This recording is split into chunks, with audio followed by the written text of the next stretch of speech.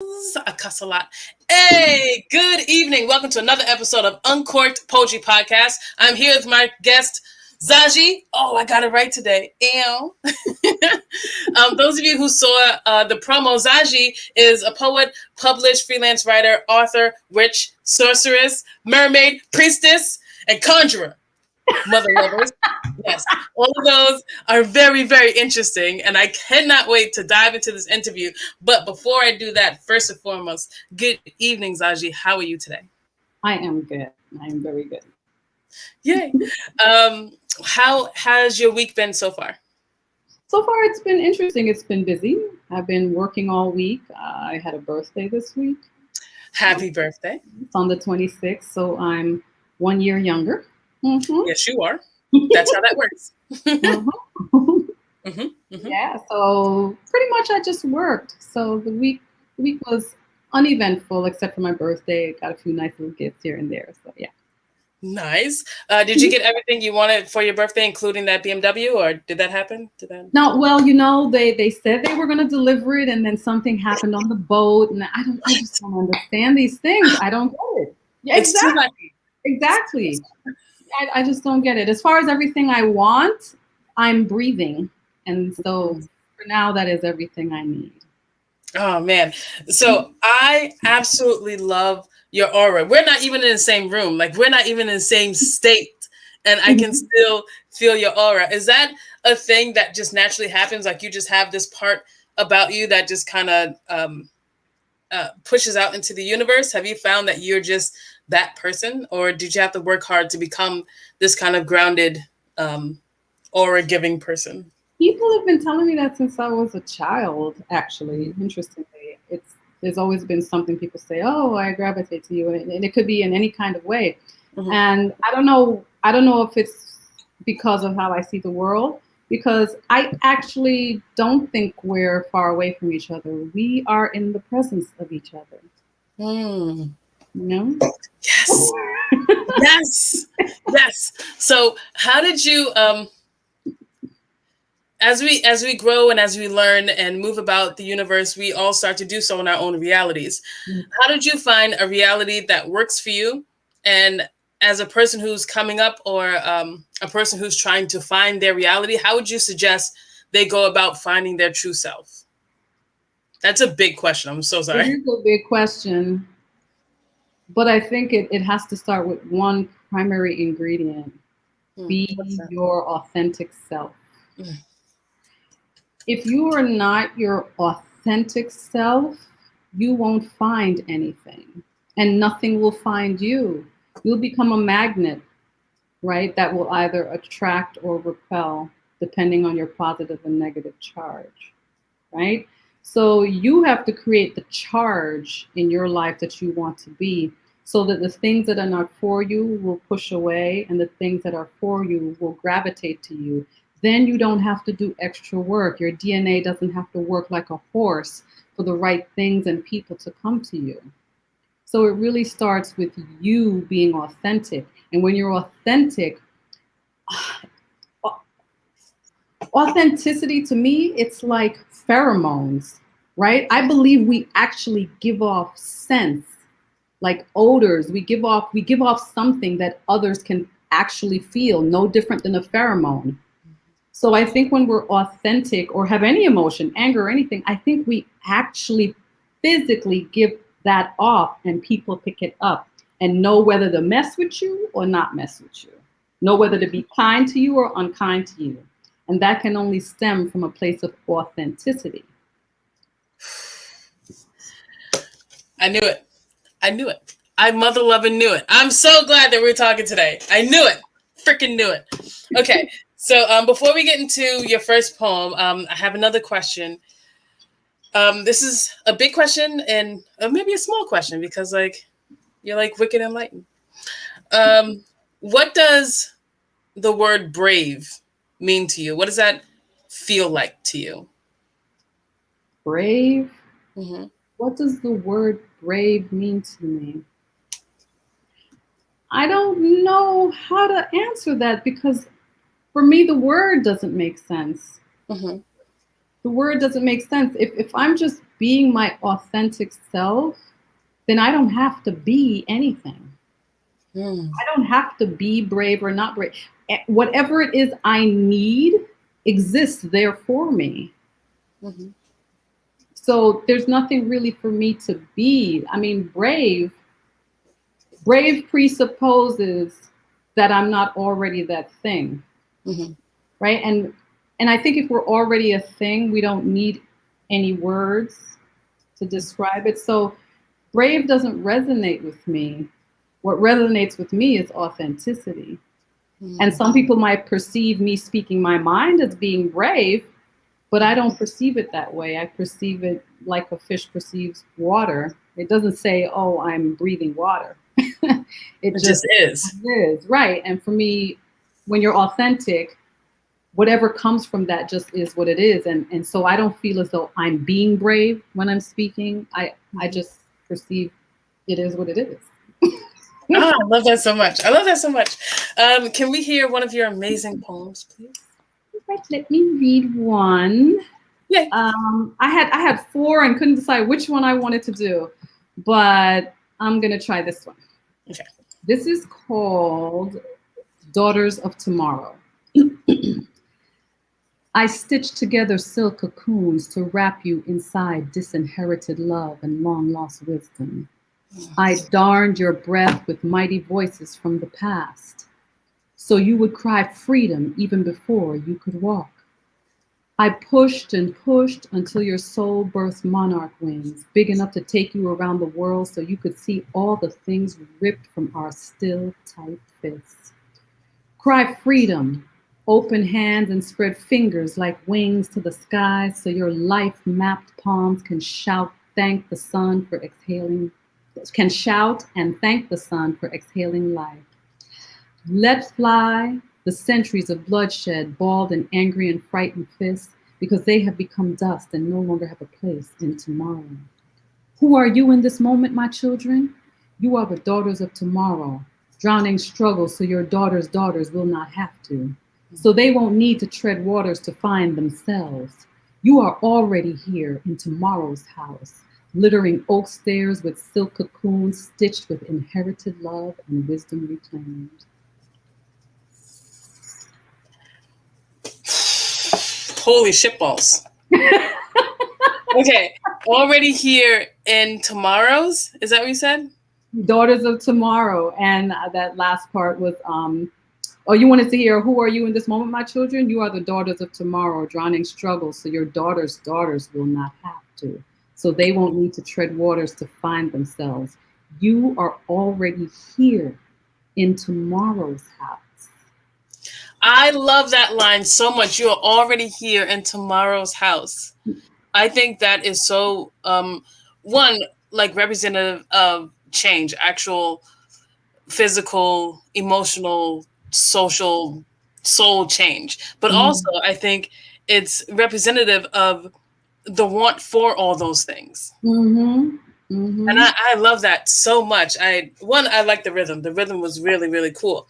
But the message behind it, what I took from it was kind of like a congratulations to the children that we have, and also a kind of a push for them to move forward. Like, you did a great job, but we still have more work to do. Exactly. That's what it sounded like to me.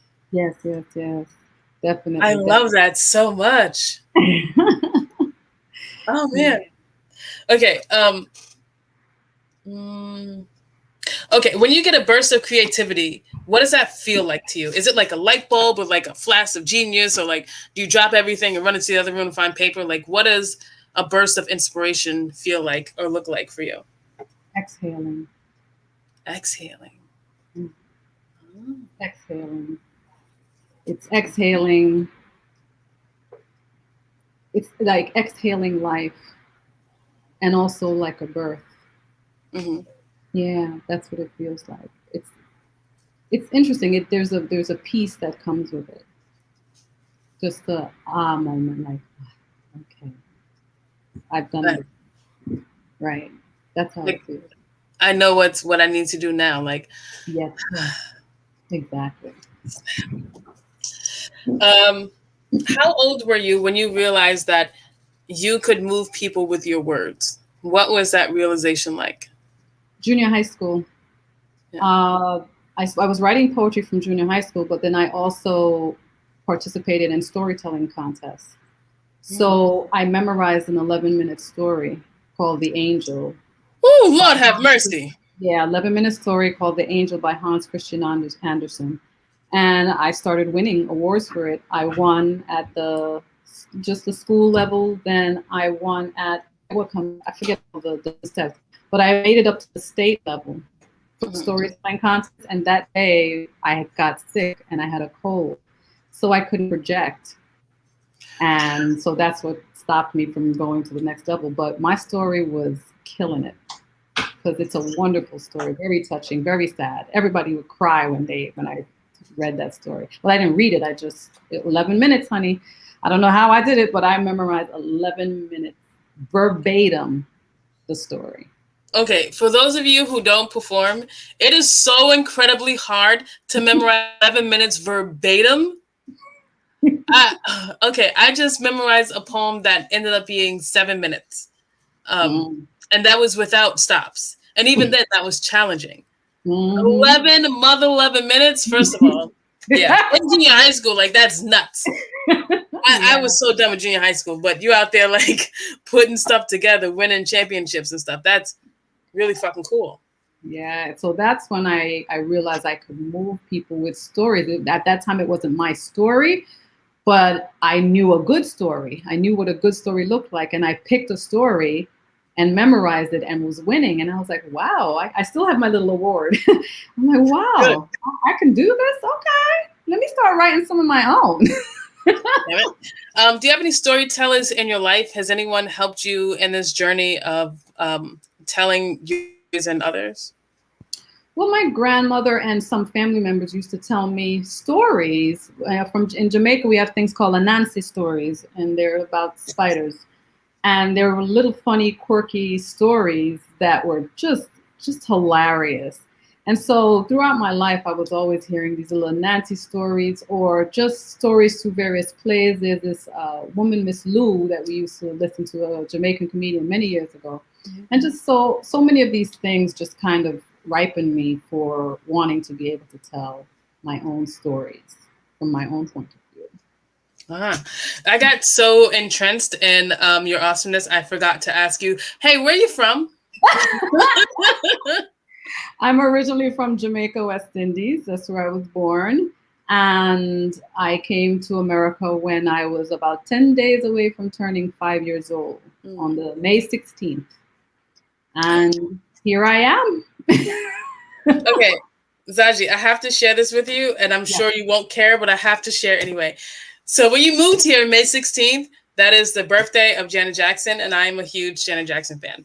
Oh, wow. Humongous fanatic. I should never meet her in person. It should never happen. No, but I think that's very interesting. That is interesting. When you moved here as a 4 or 5 year old, was it hard for you to assimilate into, I guess at the age pre-K? Do you remember having any problems moving forward as a child? And do you think you would be who you are today without that move? I don't think I had a problem assimilating into the culture. I think for me, though, education was always a problem because I learned differently. And maybe I learned differently because I think differently, right? So my mind, I'm bored. I was bored with the things that they were teaching me. I think maybe because it wasn't advanced enough for me. My mind is on 10 while they're still trying to teach me 2. So now when they give me a test on 2, I'm not doing well on 2 because I'm already on 10. You need to talk to me about 10. Can we get it popping? Let's go. You see what I'm saying? I'm hearing the cosmos and you down here talking about some stuff I don't want to hear about. You want to talk about television and all of this. I'm here trying to find out about the quasars and earthworms. Can we? You see, so I had a little problem with education because I think I just wanted to be somewhere else. I wanted to talk about things that I found interesting. And I think this education system is a detriment to us. I think it keeps us from really exploring ourselves and the world in the way that we really should and could for ourselves and for our personal DNA. Right? So my way of learning is, to me, learning is a fingerprint. But this culture doesn't see it as a fingerprint. They see learning as rote and everybody should learn the same thing. But no, my fingerprint learning, way of learning is different. And every single person's fingerprint is different. And when you teach everyone in the classroom the same way, I think that forces them to conform to in a way that's unhealthy for their psychology and physiology, because it causes stress and adrenaline and things like that, and anxiety. Right? So I think if more people started seeing their way of learning like a fingerprint, then we'd realize that each person has to see the world the way they see it. How would we go about implementing that? I find that so interesting because I too learn different. I was in, special education classes because I just learned different. Mm-hmm. I just couldn't understand the way that they were teaching me. So how do we teach kids this individuality? I think we pay teachers more. I mean, one way is to pay teachers more, but the other way is to also teach teachers about the different learning styles. Like, for example, one thing that they did implement a long time ago that they need to kind of really push more in the schools is the recognition of the various learning styles, right? I'm talking about a fingerprint, but at least, the very least they did was introduce the 3 learning styles. There are people who are visual learners, auditory learners, and tactile learners, right? So there's people who learn by touch the best, by doing hands-on. There's some people who learn by reading, and there's some people who learn best by hearing it, listening to it. So at the very least, they recognize that there are different learning styles and where different people are stronger in those things. But I think they need to now take that further and realize that it's more like a fingerprint. And it's even vaster, much more vast than just 3. Yes. Yes. Do you think there's I wouldn't even say it's Americans. It's a worldly thing where we have this obsession with the number 3 or the power 3 or listing things in that order. Do you think it would serve us as a people to broaden how we understand the way that we list things? Do you think we could grow more as a people if we allowed ourselves to think beyond what we're taught? Yes. Let me give you an example of why I say that. I may fumble the story a little bit, but there was this little boy and his teacher, like elementary school. The teacher said, you have 3 antelopes plus 1 lion, or 3 antelopes minus 1 lion. How many antelopes do you have left? Or it was something almost similar like that. It was something where they were using animals to do the numbers, and then you have to minus 1 animal and how many you have left. I forget the exact way it was worded, but the kid kept getting it wrong. And the teacher was like, oh, after a while, she was like, I think, there's something wrong. I think he has maybe a learning disability. And so the parent queried a little further, and it turns out the kid wasn't getting it wrong from his point of view. He says you can't minus a lion. A lion is a carnivore and will eat the antelope. So there is no leftover antelope. You see what I'm saying? Oh, shit. You see what I mean? Yes. Right.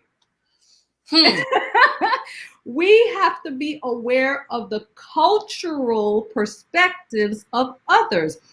Just like me coming from Jamaica, what they would always do was put Jamaicans back a year in grade. It didn't matter how smart we were, and under the British education, Jamaicans were actually a little brighter than the American system at the time. But they would always put Jamaicans back a grade, right?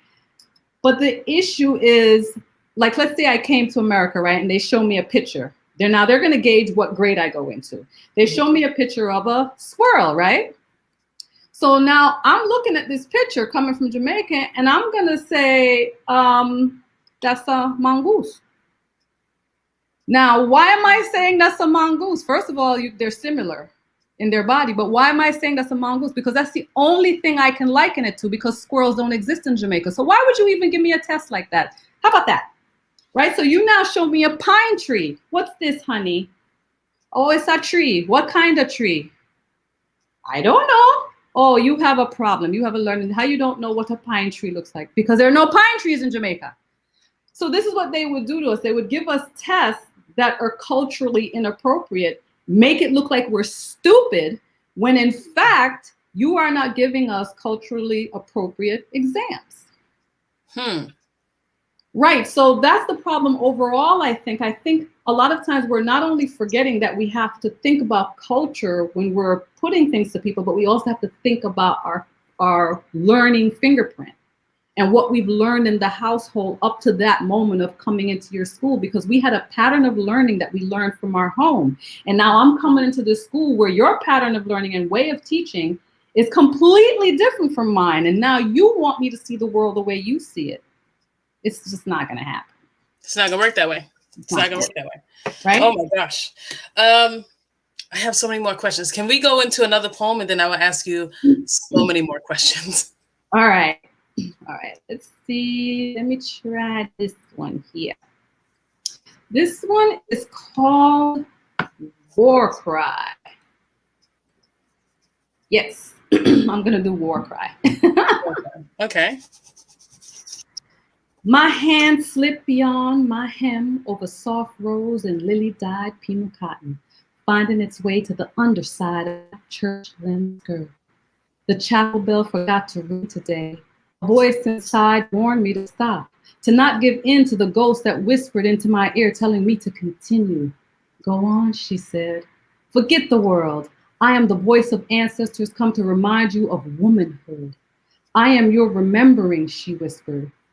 But proper ladies do not lift their skirts except to pee. I didn't need to pee. I needed to rub the inside of my DNA.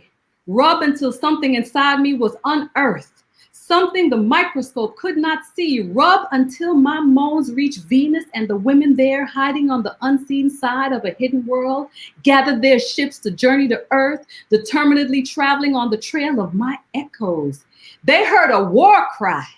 They heard me, their sister, calling them through time and space, tapping out Morse code on the tip of my clitoris.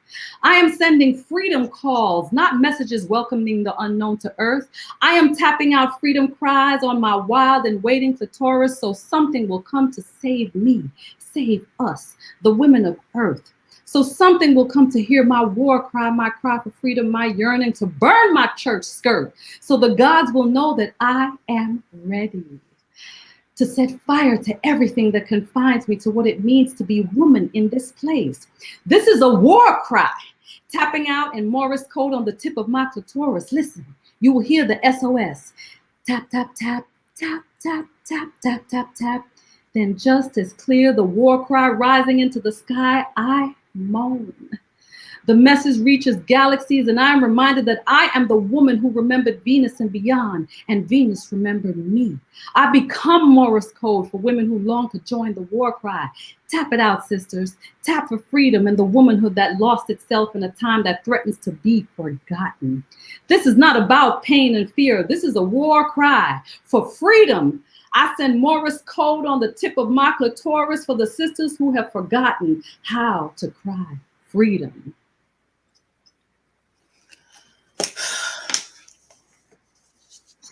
Broham.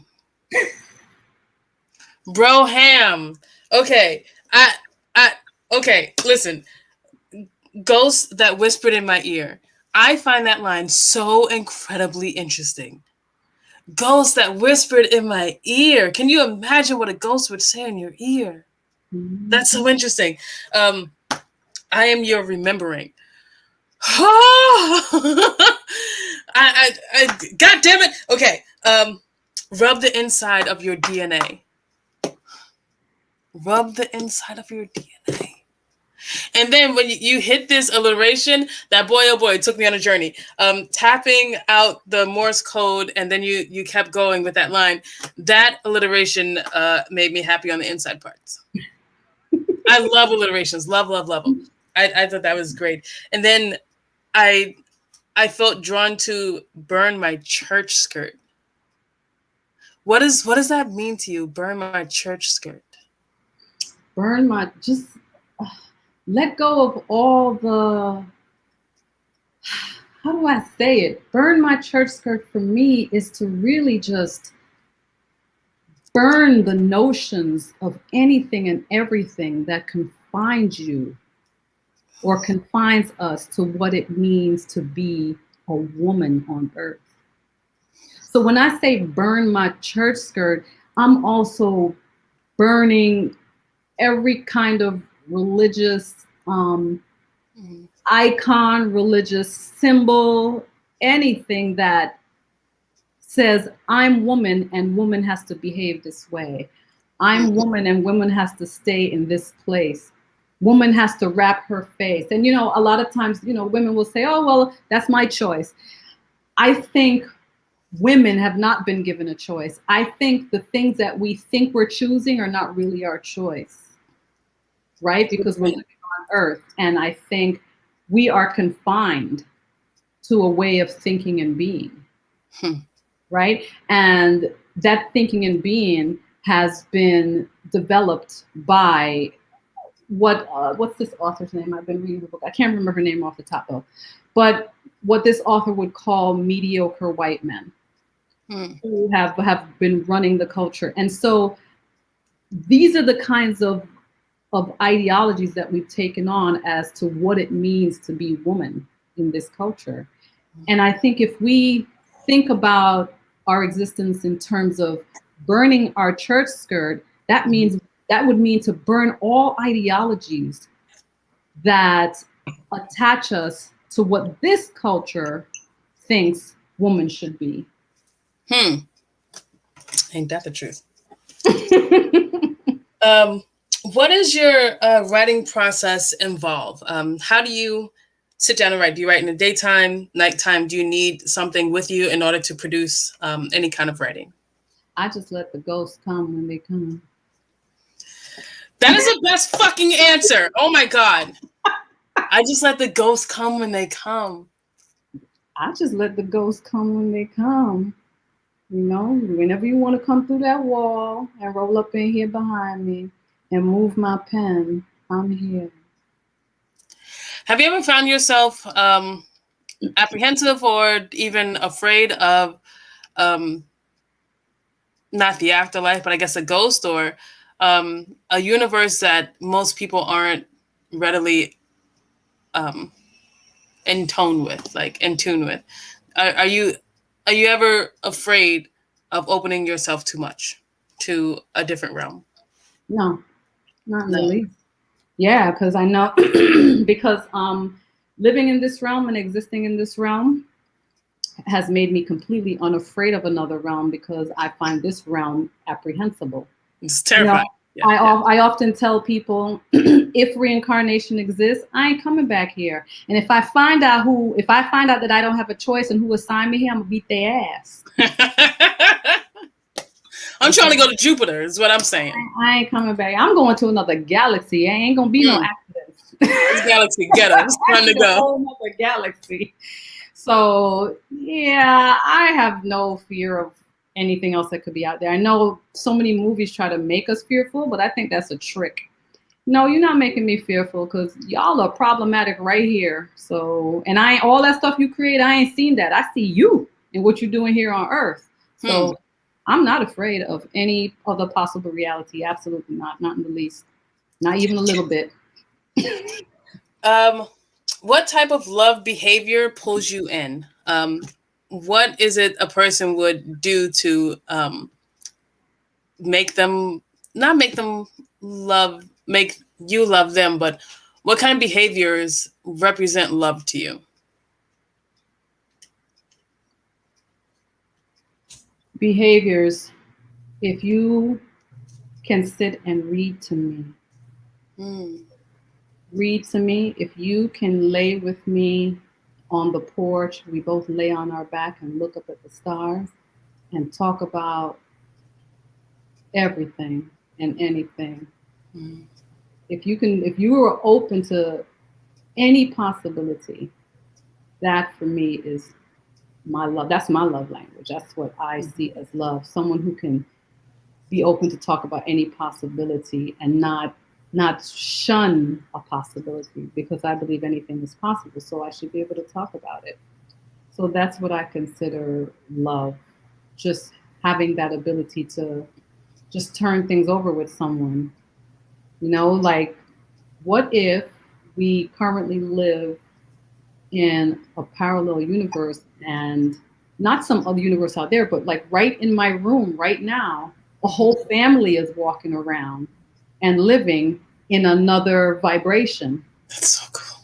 And every now and then I appear to them and they call me a ghost. Yo!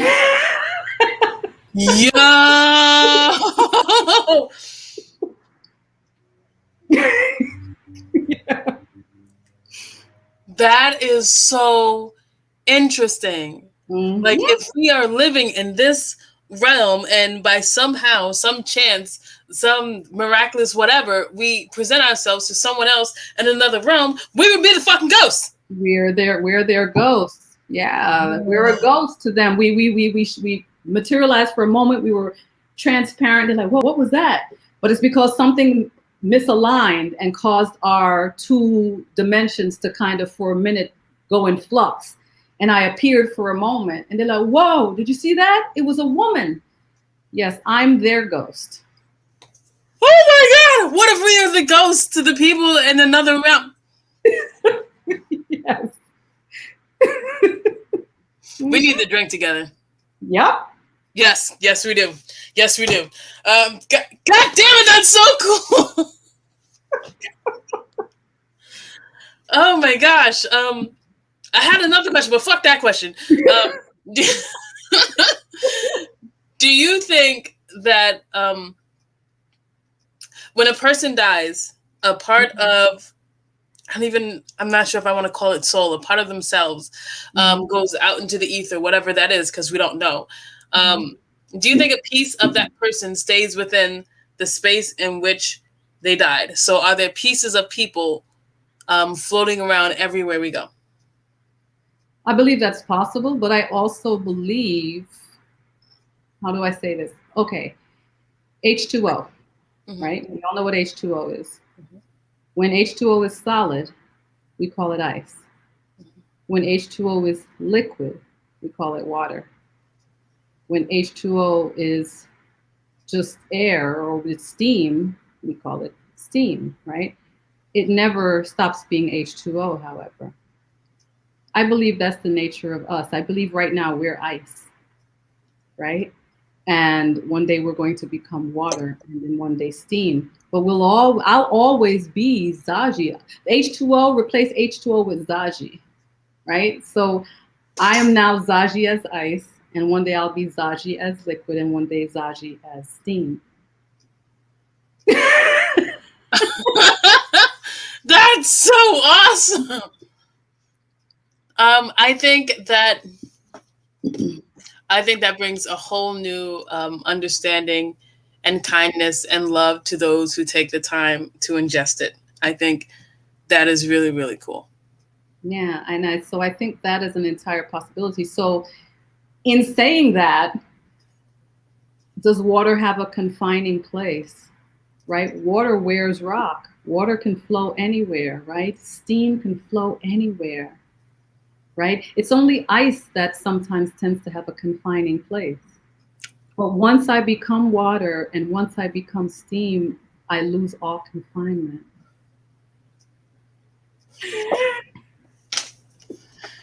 God damn it, Zaji. God damn it. Yes. Yes. It has to be. First of all, this can't be it. Like, I don't believe that. I don't believe that this is it. I believe in other realms. I believe in other dimensions because I think it is almost cocky of us to think that we are the only beings within our right now. I think it speaks to the mind of those people to think that we're the only thing, because are you the only thing on earth? Right? And just because you don't know what is at the depths of the ocean, does that mean it doesn't exist? You're just now starting to get down to certain depths. You haven't even reached the depths of the ocean to see what some of these creatures look like. You haven't reached the depths of the soil to see what else is there beyond just worms that don't need to surface, because there's creatures in the bottom of the ocean that never surface. And unless you go down, you're not going to see them ever. So there could be creatures in the soil deep down in parts that we have not been able to drill yet, because we still don't have the technology, that are huge and don't need to surface like worms do, right? You got to look at worms like dolphins and and whales, those kinds of fish that require surfacing every now and then. Those are worms. But there could be other creatures, just like in the ocean, where they have no need to ever surface for anything. And so you don't even know they exist. So our lack of ability to see something does not mean it doesn't exist. Yes. Yes. And so if that's our existence on Earth, where there are things that we can't see on Earth that we slowly but surely, layer by layer, begin to discover, then what makes you think that that same layering function does not exist as we move out into the cosmos? And there's things that exist that we can't see. You know, the way I tell it to people, I say to them, I want you to imagine this. In another galaxy on a planet, there's creatures there, living, existing, and whatever. Maybe they breathe mercury. Right? They don't breathe oxygen. They breathe something else. And imagine they're sitting there arguing with each other, saying, what are you talking about? There's nothing else that lives out there. Meanwhile, we're sitting here. And they're like, no, come on, it's just us. What? Something that breathes something? No, we can't go anywhere. So here it is. We can't travel outside of this kind of Milky Way. We can't travel outside of it. Why is it so hard for us to believe that there's other creatures on another place that also can't travel outside, because they have not evolved with the ability to travel outside of their galaxy either? We have to consider that maybe a whole lot of things are evolving at the same time and are at the same point. So simply because you can't leave Earth to see if something's out there doesn't mean it's not there, because something else could be out there, can't leave its planet to come see you. Boom. Yes. All the yes. All the yes. I want to go into another poem, but I have so many questions. Okay. How do you think... That's boring. Do you think that it is the job... Oh, that's better. Okay. Do you think that it is the job of those who are enlightened to, I guess, bring those who are not out of the matrix, so to say? For those who are enlightened and in tune with the universe, is it that sector or that group of people's job to enlighten others?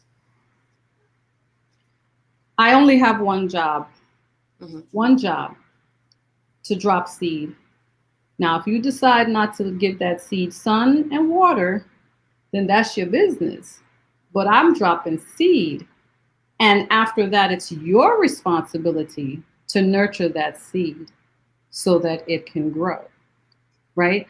So it's not my responsibility to so much bring people to the light, but I think it is my responsibility to plant seeds. And I don't have to sit there to see if you wake up. That's not my job. I'm not gonna be like, oh, didn't you get it? No, I planted a seed. What do you mean, Zaji? You think about that. I'll see you. If you don't want to think about it, you don't. But what I find that does happen is you can't erase anything that's said to you. It doesn't matter what is said to you. If the example I give is if I'm walking down the street and I say blue to somebody, the color blue, just scream at them, blue, and walk away. They don't know what the hell I was saying or why, but they're never going to forget the fact that some weirdo said blue. And then maybe 10 years down the road, something's going to happen and they're going to be like, oh, you know what? Now I see why that person said blue, because look at what's happening on earth and to me and blah, blah, blah. Now I get it. You can't erase what's said to you. So I drop seeds and I be on my merry way. I don't argue. I don't fight. I don't fuss. If you want to be upset about the seed I dropped, that's all you. But one thing you're going to do is remember that I told you that when some shit go down. Woo-wee! Okay. Can we go into another poem and then again several questions? Okay. Cool. Okay. Let's see. Okay. Memories in a can. I think I'll do this one. Memories in a can. She was dying, not from disease. It was much more invasive than that. There is no vaccine for pain. No vaccine for the insecurity he bred inside her, turning her into a genetic modification of her former self. Her soul is now broken ribs from steel-toe boots. No vaccine for immortal memories she wished would expire. Memories as long as those remembered by ancient gods who watch as their creations die. Centuries-old rubble fade to dust with each sunset. Her memories are canned goods, created for disasters, made to last until the can is opened, unnaturally preserved life oozing from the cut metal. She was dying by the inch, dying from the fist that blackened her eye 5 years ago, just after he proposed to her, dying from the lover who told her tits were too small, dying from memories of the child who slipped from her womb, still unmoved by life's promises, dying from the canned love preserved in salt and bitterness. There is no vaccine for betrayal. No vaccine to heal the cut wrist she sees. No, to heal the cut wrist. She sees the sun rise tomorrow, but life is only memories in a can preserved for the dying soul.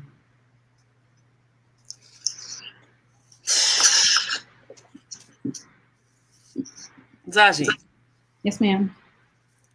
Bro. Yes, ma'am. Holy shit balls. Okay. No vaccine for pain.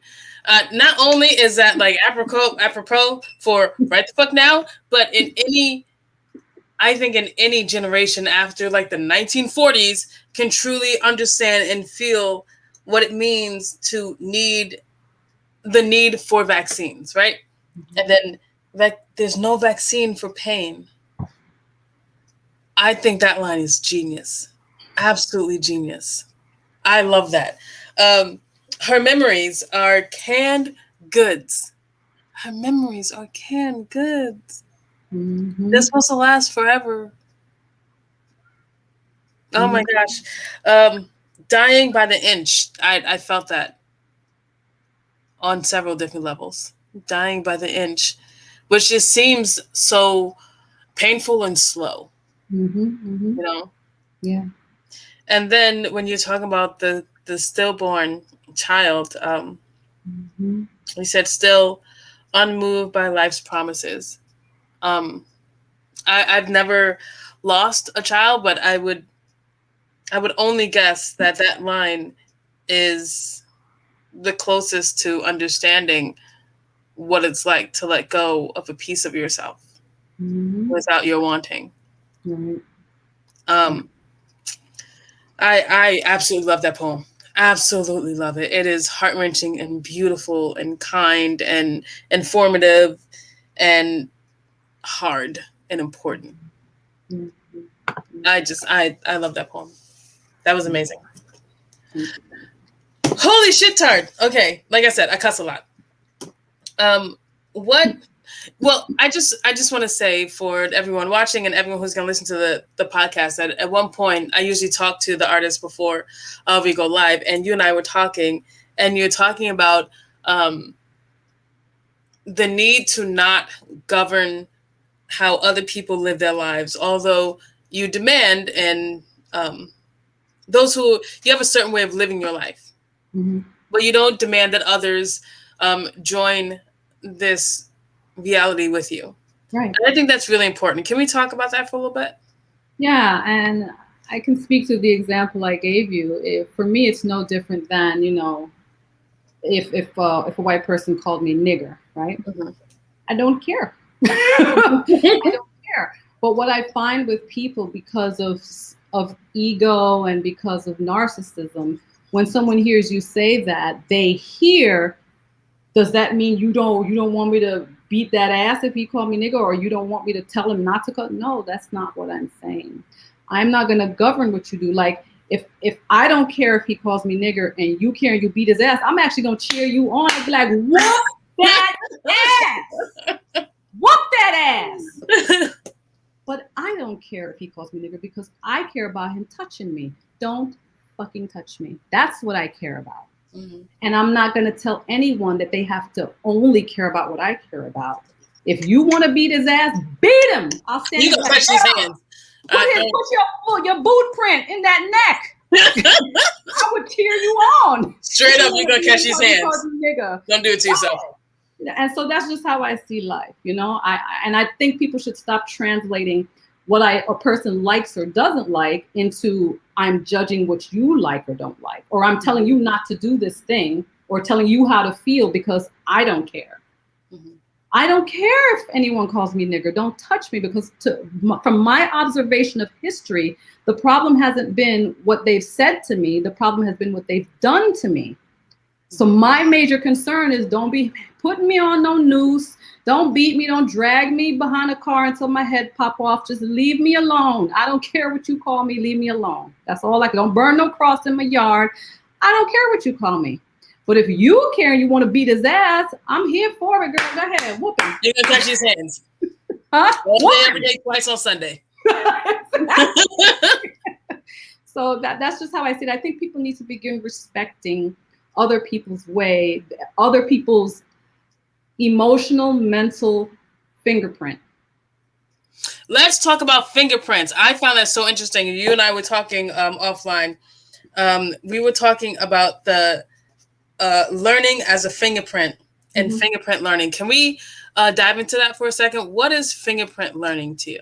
For me, everyone learns differently. They've given us the overview of what learning is, and then they told us there are 3 different ways that people learn. They've eventually figured out, oh, people do learn differently. So now you have your auditory learners, your visual learners, your tactile learners, right?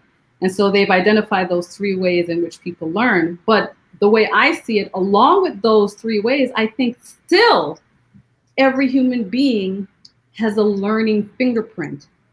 There's still a way in which every single person learns that is still minutely different from how another person learns. Even if me and you are visual learners, it does not matter. I think that our visual fingerprint now will be different. So you may learn visually by looking at a painting or whatever, but maybe it's something else that I look at that I'll learn differently from that visual cue. Right? So I think we also have a learning fingerprint that we need to respect between each human being. You're damn right. You're damn right we do.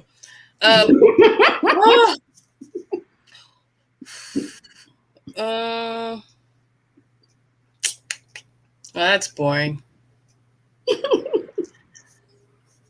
Oh, that's fun. Okay. Where does your feeling of grounding come from? Where's your peace located? Where is my peace located? My peace is in the corridors of my mind. Oh, God damn it.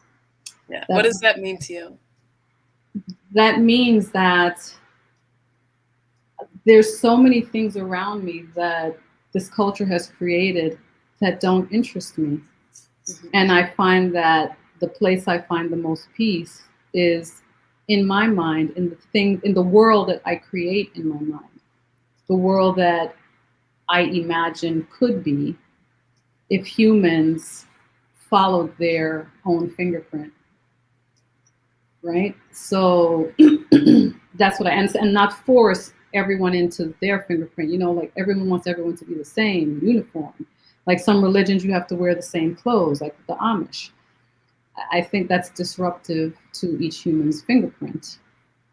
I don't tell them they should stop. That's your business. I really don't care. But I just think that we disrupt collectively our peace when we start to conform to a way of being that someone else has forced on us and made us feel as though, oh no, you gotta do that, or else if you don't do that, God is gonna punish you.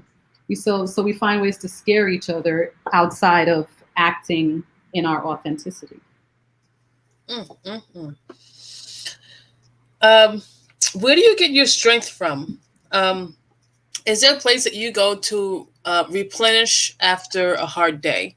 How do you get your strength back from the universe? I visit daily. Sometimes I'll call up and make appointments with silence, and With who? Silence. I schedule appointments with silence. I was like, who's Silence? Like, how do we get an appointment? Silence. That's where I go to replenish. I sit in a space of silence and just introspection. So that's how I replenish. I just be still. I'm still. Yeah, I don't know if I can do that. I would try my best. It is so hard for me to just like stop. I'm so used to being, I like to be busy. I enjoy being busy. Have you found that to be a thing of your past or your present? And if so, how have you moved past it? Being busy? Yeah. Well, the need to be busy. The need or want to be busy. Oh, I don't have a need to be busy at all because I think life and existence is busy enough. So I don't have any need to be busy. What I have a need to be is to be left alone. That's my need. Leave me alone so I don't gotta be busy. The only busy I want to be is climbing a mango tree, son. That's all I want. I just want to climb a mango tree and sit on the water and eat my mango and write a story in the sand. I don't. That's what I want. Write a poem in the sand, or just like long ago, people would carve animals and people on cave walls. Well, I want to write a poem on a cave wall. How about that? Oh, that'd be so fun. God damn it, that'd be so cool. All right, 2 more questions and then we're going to get up out of here. I just asked you that question just a weird way. Okay. How do you think selflessness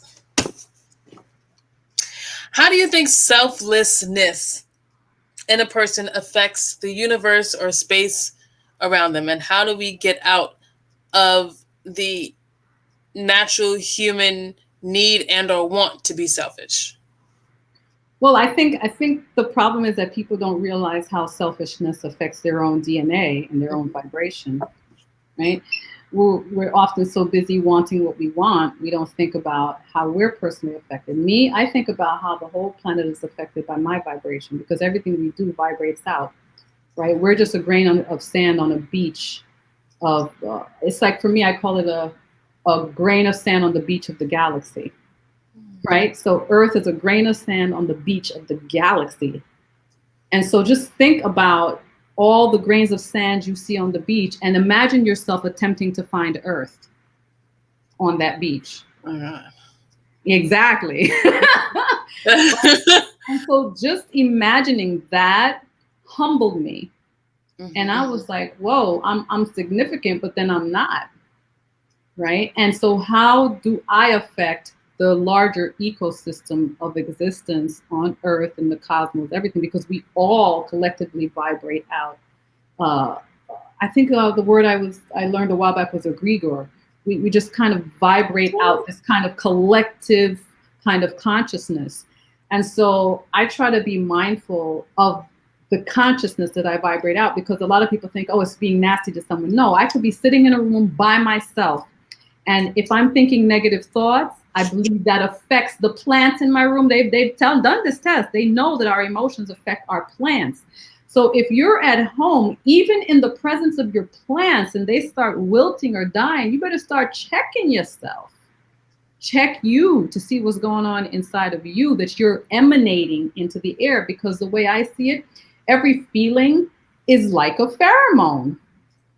right? And we give off pheromones, and I think emotions give off chemicals and give off certain energy that affects everything around us. So I'm always mindful of how not only I affect the planet, but how that in turn comes back to affect me. Because if I'm being negative, I'm causing an imbalance with myself, right? I cause adrenaline and various things to change, and that's unhealthy. So I think if we want to really affect change, we have to also think about, you may say, I don't give a shit about that person. Well, give a shit about you then. Give a shit about you. Man, listen, okay. I think that is so very important and needed. Your thoughts are as powerful as your strides. Like the way that you think is just as powerful as the way you act. Mm-hmm. So if we start thinking positively, with kindness and love, those things will become more apparent in our lives. If we think negatively and with malice and hating, that will also present in our lives. And it goes back to the original idea of thinking, bringing good thoughts into your life in order to not just propel yourself, but propel the people around you, propel your environment, to Mm-hmm. make everything and everyone around you better by your thoughts. Yes. And I think people feel our energy. They feel whatever it is we're feeling, they feel it. They may not have a name to put to it, but they can feel something. And it shifts their energy. I mean, just think about it in your household. If a mother or a father is upset, how do the kids react? Right? We run around the world thinking, oh, I don't care what this person, I'm not affecting that person. Well, in your household, how do your kids react? Do they not feel your energy? Won't your kid walk up to you? You haven't told them nothing. You haven't said a word. Mommy, are you okay? Mommy, you're going to be all right? They know. And so why do we think as adults that other adults aren't feeling that too? Man, yes. Before we go, can we talk a little bit about human eyes and soul eyes? How do you look at not just your environment, but the universe around you with more than just your human eyes? How do you see everything around you? Wow. How do I see it? It's hard to describe because there's no language for it. Sorry, that's just cool as shit. Yeah, there's no real, there's some things that don't have language. They just are. When I look at a plant, I see a being, I see a person, I see an entity that feels and thinks and has families and babies and, emotion, all of it. That's what I see when I look at a plant. When I look at a rock, I see an ancient being that houses the memories of everything that has ever happened on this planet, because the rocks were here first. Before the plants, before anything, before animals, the rocks were here. The rocks were here. Before water, look at the moon. People say there was once water on the moon. Now it's just rocks, right? The rocks are here and they house the memory of the entire planet. The rocks are the true storytellers if we listen. Right? God damn it.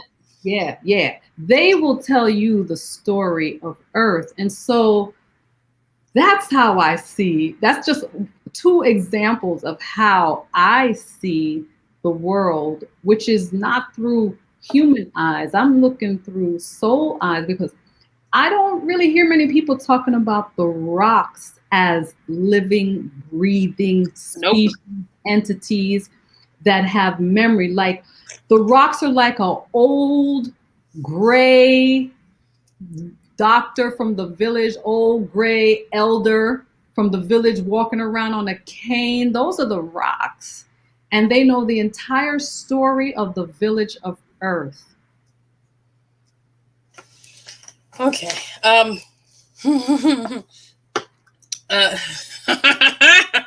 What? yeah. What? I find you so incredibly interesting. I could talk to you for absolutely hours, and I would love to just like sit down with like a pitcher of cheap beer because I'm frugal, and just talk about the universe. I don't be spending money like that. I don't like that shit. But yes. So my last question to you before we get out of here, and everyone, please go to her website, which is Zaji. I wrote it down. Oh, Zaji.com. Zaji.com. Zaji.com. Thezaji. Make sure you go check that out. Dropping some crazy wisdom. I guess my last question to you is, when did you know that you were different? When did you know that you saw the universe different than your peers? When did you know, and not just know, but understand that you weren't like everyone else? And how did that understanding manifest in the you we see right now?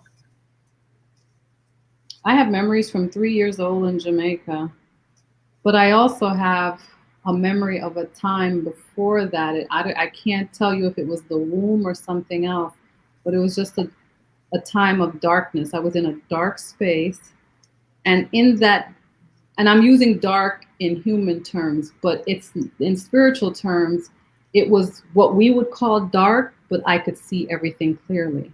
Mm-hmm. I could see everything around me. I could see the existence going on around me, movement and existence in this space of darkness, as though, I don't know, maybe it was almost like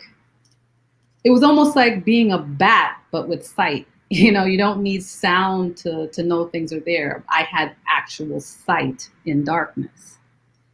And I remember that. And then I guess from 3 years old, I just started seeing the world, just really seeing the world and having experiences. And a lot of people say you can't have memories at 3, but I had a memory of actually going to a drive-in movie.